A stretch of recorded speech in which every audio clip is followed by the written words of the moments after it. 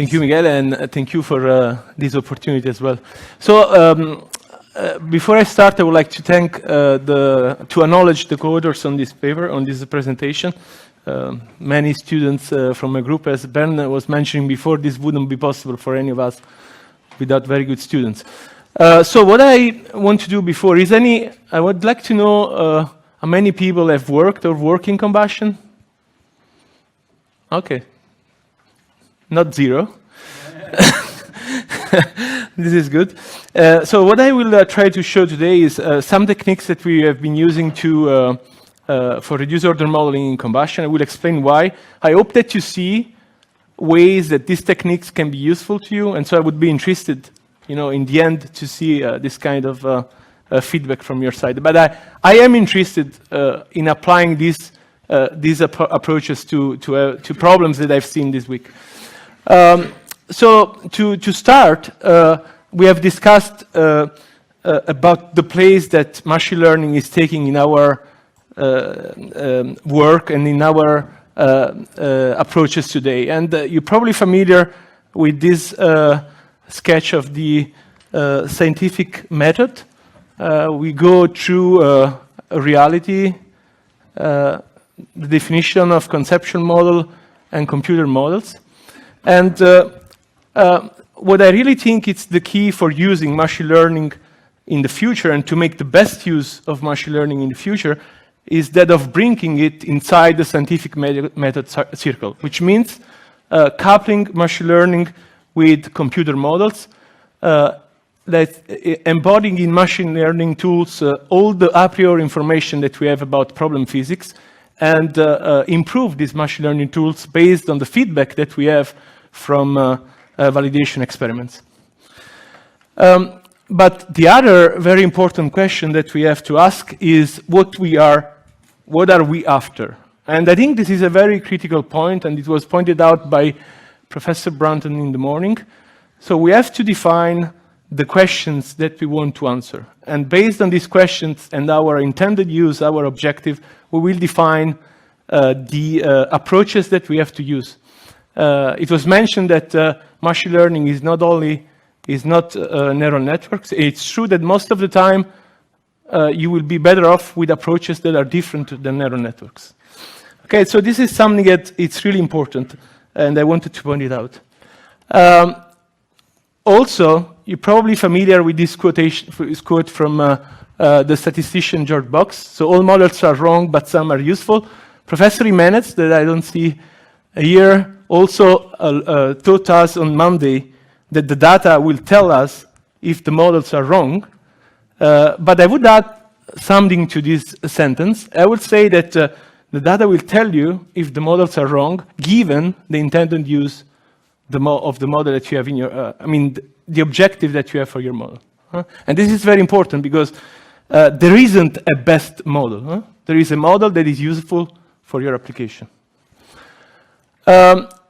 And I think that this is really interesting to see the use of machine learning and data in building the generation of models.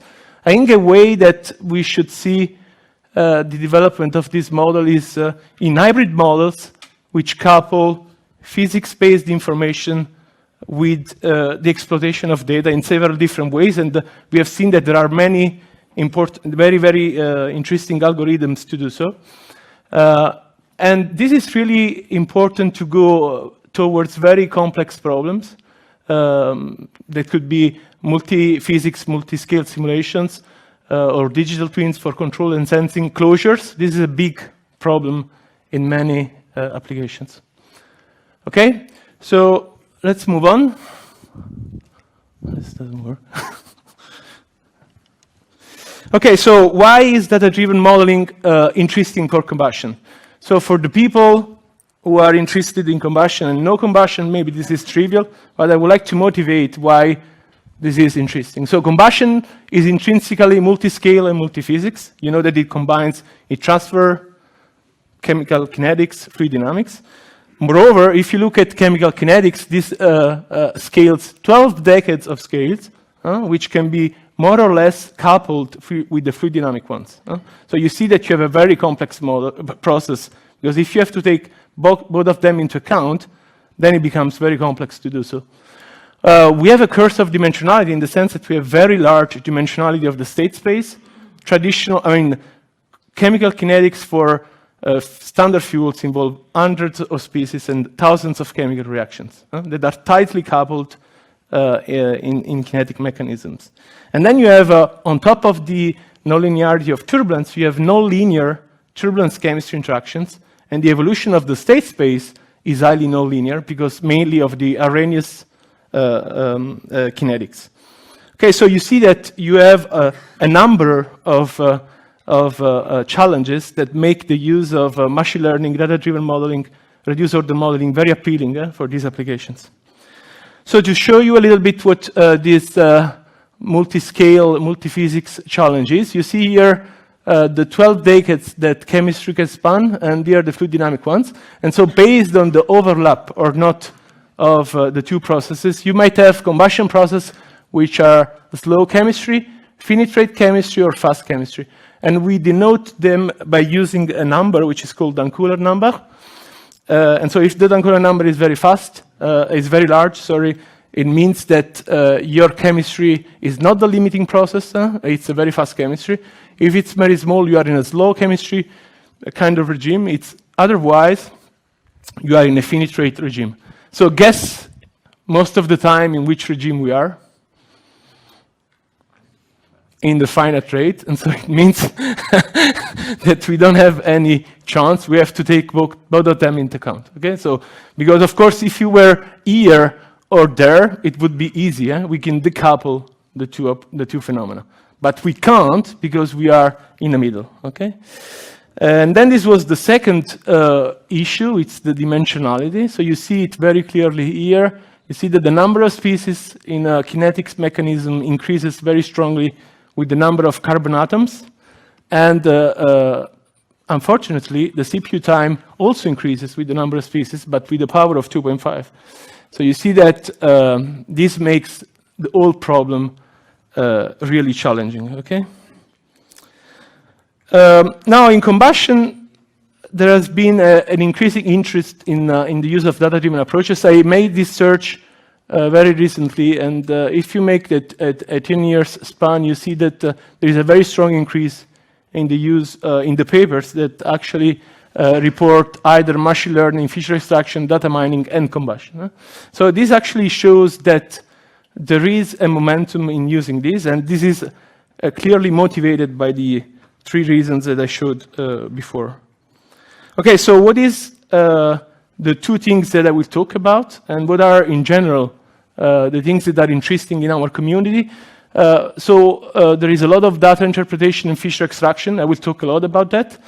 And this is important because we want to identify low-dimensional manifolds in turbulent reacting system, meaning we want to find a compression, optimal compression for our state space to reduce the number of variables that we have to account for. And then the second one is that we want to reveal key features of new combustion modes that are interesting, for instance, because they are less polluting, but they are very, very complex. And so the use of high fidelity simulation and data mining approach can help us in this respect. And then, of course, we want to predict stuff. And so we want to develop new closures. We want to replace or couple a data-driven approach with the physics-based one. Or we want to develop reduced order models for uncertainty quantification, optimization, like digital twins. And so I will talk about digital twins in the end of my presentation.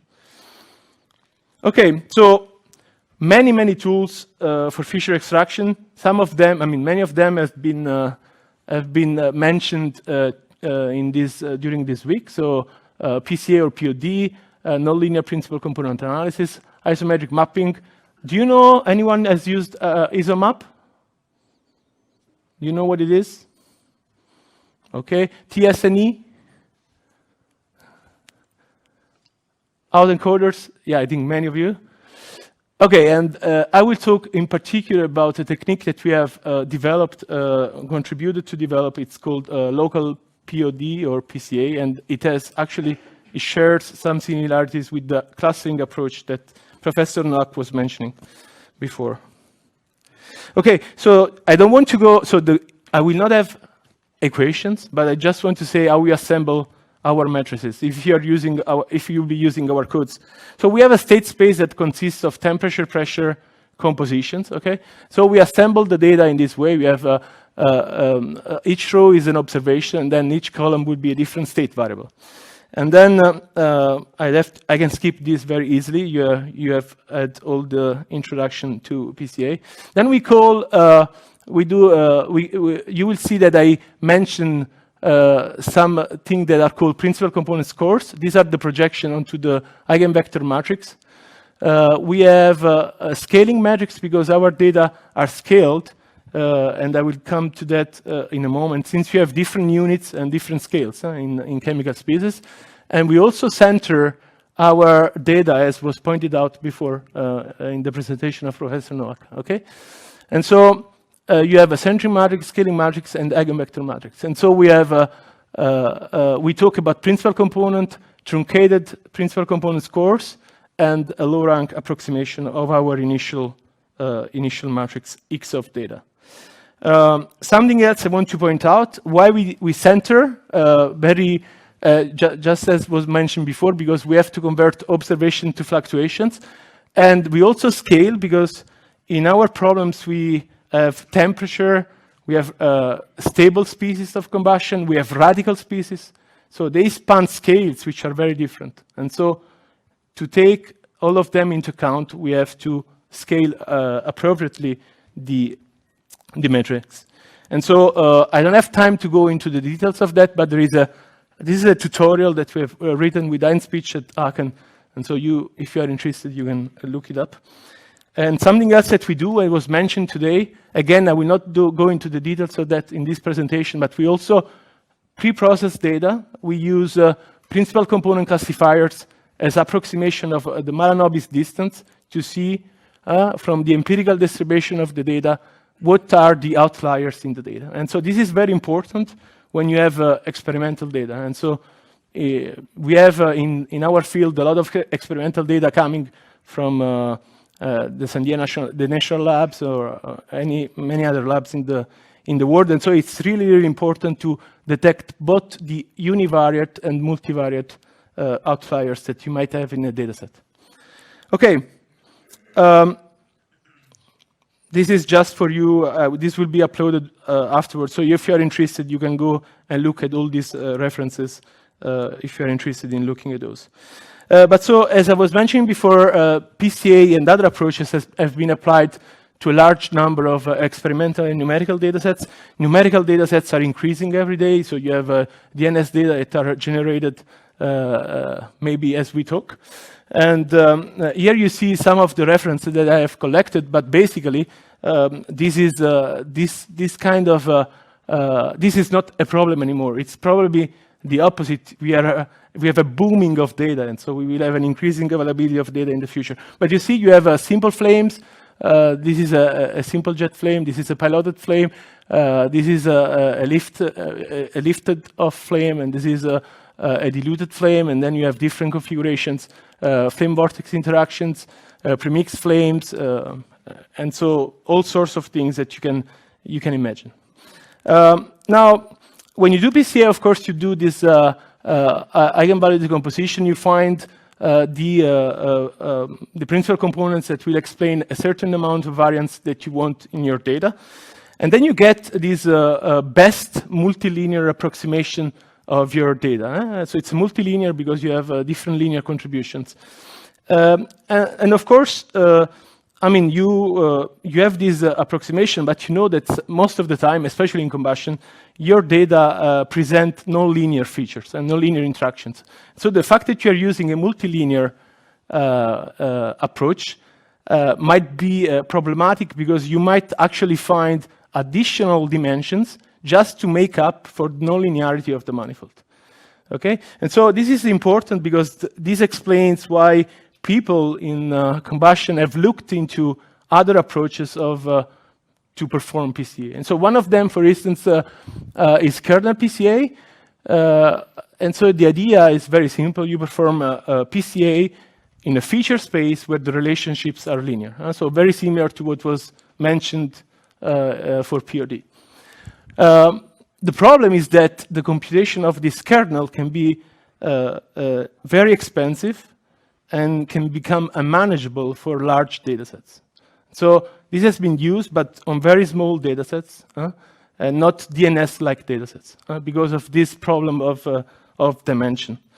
And you see here it was applied on a one-dimensional turbulence approach. So it's the equivalent of the linear eddy model. Anyone familiar with that? It's a one-dimensional turbulence simulation where the three-dimensional mapping is built using a statistical approach. Okay? And then you see ISOMAP, isometric mapping. Anyone has used it?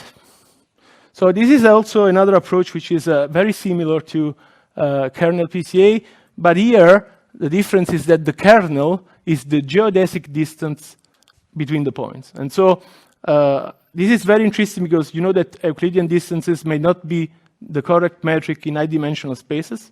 And so the idea here is that you keep the distance between points the same in the original and in low-dimensional manifold. And you see here an application from the group of Jackie Chen at Sandia. You see here a DNS of DME combustion. You see here an interpolation in space, and then on the left and on the right side, a 2D, a three-dimensional LDM application. The other problem here is that you have to build a graph to find the shortest path between 2 points. And so this path search can be very, very expensive. And so this is also why this approach is limited in use for data sets which are very, very large, like in combustion.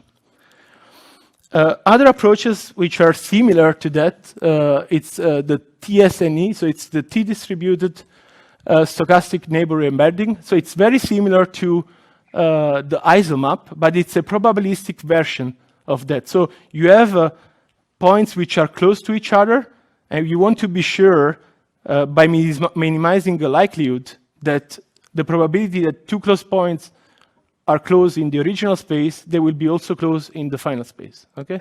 Now you see that this has very nice features because here you are looking at 13 different premixed flames, and you see that the approach is able to set them apart one by one.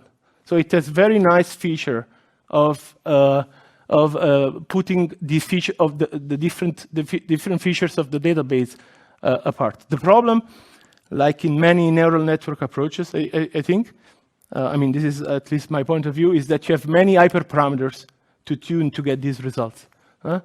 And sometimes it can be very messy, and you don't know why, and then you have to do trial and error and so on. And then Out Encoders. Out Encoders have been presented today, so we have applied also them on combustion data. You also know that if you have a very shallow with the linear activation functions, you have nothing but the principal component analysis, or POD. But here the idea was to compare these Out Encoders to locally linear PCA approach. Okay, and so we applied that to a DNS Jet. So you see here the original temperature field. This consists of 12 state space variables. The grid points are about 2.5 million per time step. And you see here the Out Encoder reconstruction. You just see the reconstruction of the relative error with 4 layers. So it's not a shallow network, 2 components only. So from 12 to 2. So you see that it's pretty okay. You have some regions where you have some error, but still it appears to be quite reasonable. Okay. Now, why don't we look at approaches that are based on PCA? So what we have seen here is that the limitations of PCA have prompted let's say the development of approaches which are based on nonlinear search into let's say nonlinear dataset to parameterize these nonlinear manifolds with fewer dimensions.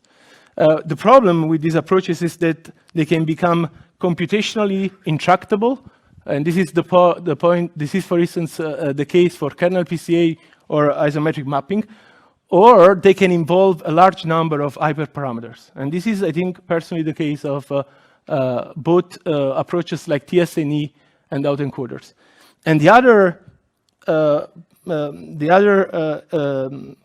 observation that I also make is that when you use these nonlinear approaches, you get features that are very difficult to interpret.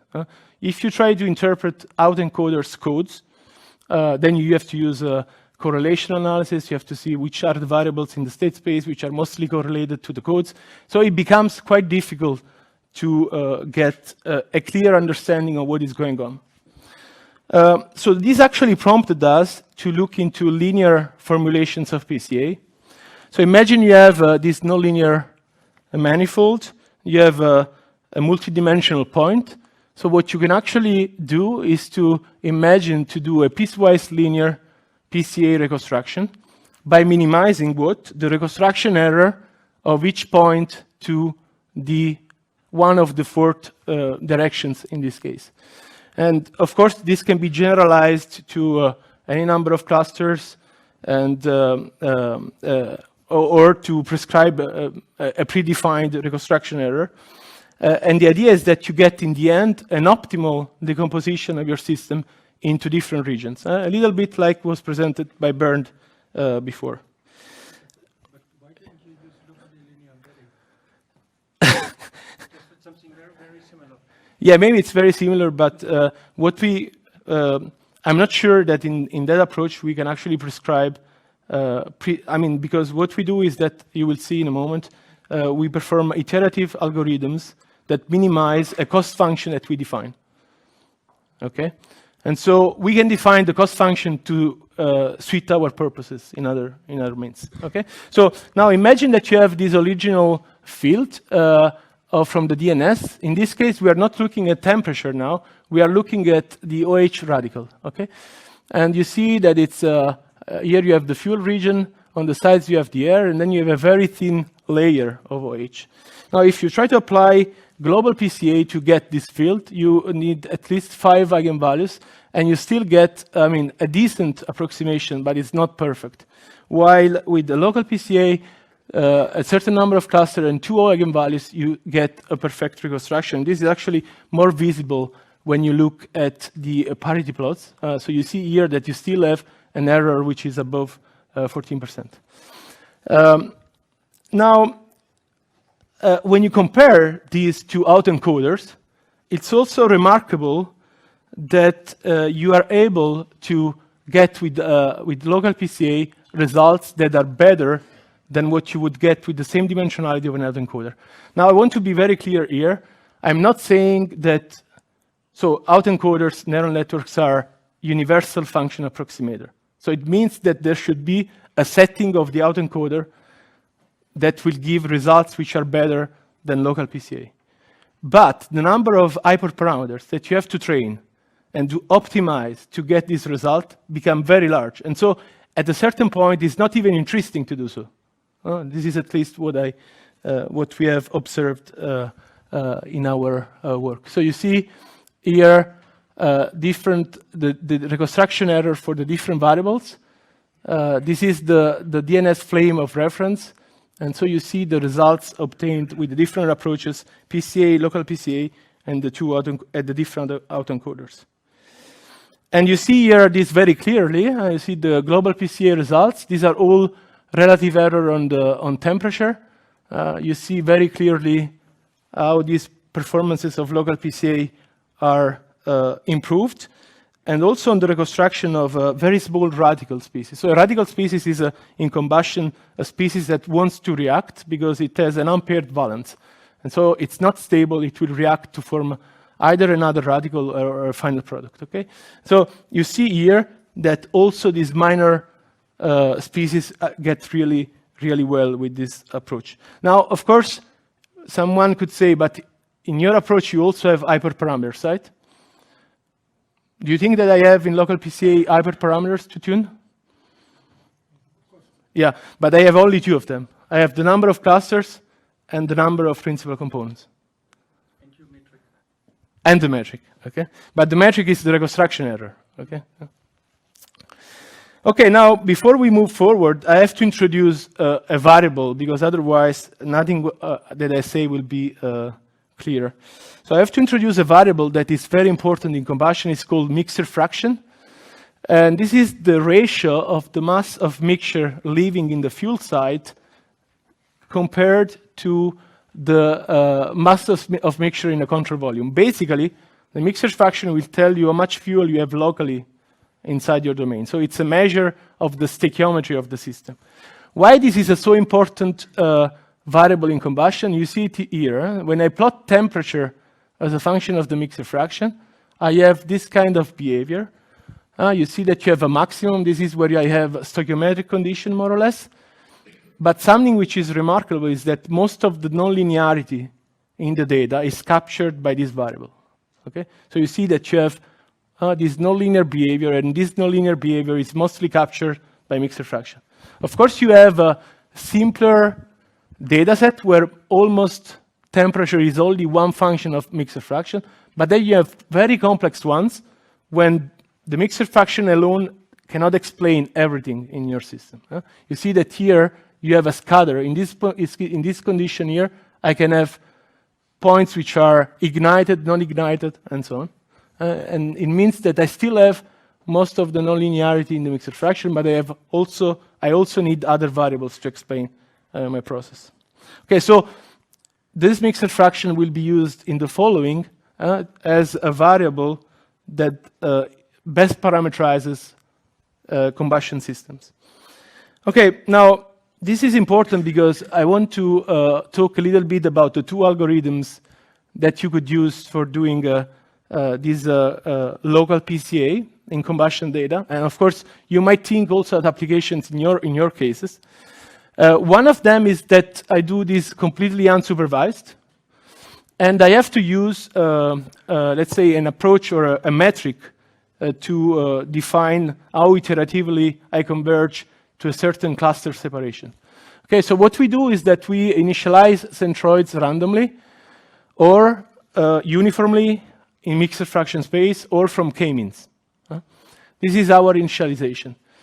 And then we partition into the clusters, and we build these reconstruction errors. So we are looking at, for a given dimensionality or number of eigenvectors, we see what is the error between the original data and the projected one. And then we iterate to minimize this distance. So what will happen is that the data will be assigned to clusters that minimize the reconstruction error. So you will have an optimal reconstruction of your data into clusters. Of course, you could say, okay, you know that mixture fraction is a good variable. Why don't you cluster on mixture fraction? We said before, this mixture fraction has most of the nonlinearity in the data. One possible option is to say, okay, I split into bins on mixture fraction. This is my ideal clustering. Problem is that this is not always ideal. As you saw before, for data like this, you don't know if working into these bins of mixture fraction is optimal or not. So to give you an example, looking at the same data set I had before, if you do a mixture fraction partitioning, so a supervised partitioning of this data, what you get is simply that I'm splitting the data into the rich side, so the air side, and the fuel side. But if I ask VQ PCA to extract or find two clusters, you see that it's very clever because it will extract the reacting layer from the non-reacting one. So it's really getting an important feature of my flame. But then this was my presentation before I saw Professor Jimenez's talk on Monday, and he was saying, are you really sure that you are getting a good feature? How can you say that you're getting a good feature? So this is, then I went back home and I called all my PhD students, and then we sat together. And basically, we decided to make a test to see if on manifolds that we know, we could prove that we were extracting the good features, okay? And so we did that. We took two manifolds which are famous in combustion. One is the Burke-Schumann, and one is the equilibrium manifold. Why they are interesting? Because in this manifold, we know exactly the state space. I mean, we know what the state space is function of. We know that these are both state spaces which are only function of the mixture fraction.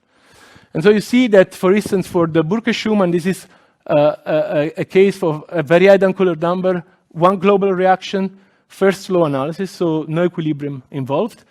And so you see that you have piecewise linear relationship for the temperature and also for the species. In the equilibrium manifold, we use the first and second law analysis, and we minimize the Gibbs free energy of formation. And this is how we get it. And so these are the two manifolds that we get.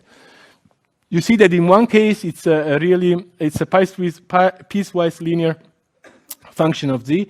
In this case, it's more complicated because it also involves dissociation reactions and so on. Now, if VQPCA is really a good feature extraction method, what do you expect when you apply it to this manifold? What do you think? What should I expect?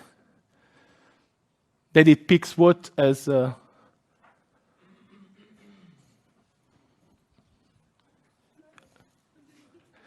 Yeah, so what would you expect if you apply this vector quantization approach on this manifold? First of all, do you expect that it finds more than two clusters? Yes or no? It shouldn't. Huh? If it was a good clustering method, it wouldn't find more than two. And should it find more than one important variable?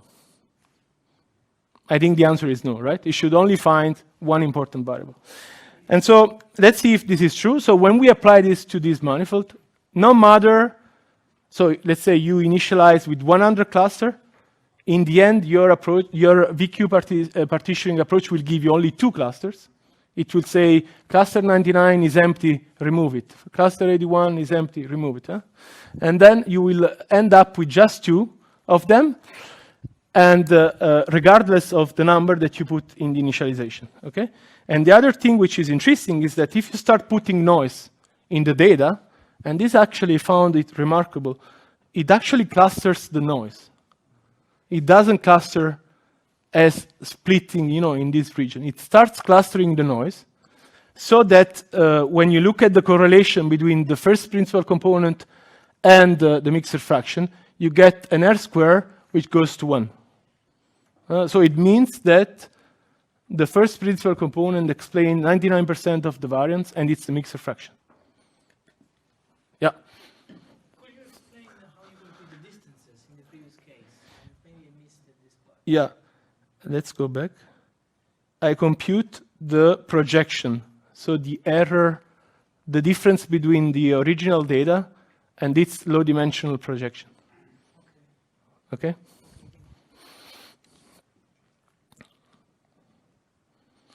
Okay, so what would happen if you apply a supervised conditioning? So if I just do FPCA and I say I want 4 clusters, then I have to split here, here, here, and here. And of course, the more you split, the more you lose correlation with the mixer fraction. And this, I think it's a sign that this is not a very good partitioning or supervised partitioning approach. I mean, unless you know that you have to choose at most 2 clusters. Because of course, if you choose 2 clusters, you have a 100% R square. But of course, if you start adding clusters, then you get, you lose correlation between the mixer fraction and your principal component. Yes? Could you explain again how you create your states? So you have the Prof. Yeah. Your data set. How is it? So we create 1 million realization using the equations. We know the equations. So you have temperature. Temperature, temperature CO2, H2O, and 2 O2, CH4. And you don't have Z, the mixture fraction? No, we don't. It finds it. Ah, So that's Okay. cool that it finds it. no, I didn't get it. So this makes a very big difference. Yeah. Okay, what about the equilibrium manifold? We get the similar results. So you see the same with more or less noise, just to see what happens on the data. And you see that you have the same conclusion that it identifies that the only variable which is important in the manifold is the mixer fraction. So it correctly finds what we knew, of course, before. But this is actually good because we know that when we apply to another system that we don't know, we will find a good feature. Okay, so I want to also point out one point briefly. So I mentioned before that I see this locally linear reconstruction to be superior to autoencoders for the simple reason that you have less hyperparameters to train, and you can get interpretation of the features. Because of course, once you have a cluster, you can go into cluster, you have the eigenvectors and eigenvalues, so you know what the features are. And so we wanted to see, on the other end, if the autoencoder and the local PCA were finding similar structures. But this is difficult because you have understood that our local PCA, you have clusters, and so you have a local coordinate system in each cluster. And so to do so, we used an approach which is called Procaster analysis. Anyone knows about it? Okay, so this is a comparison of shapes under translation, scaling, and rotation.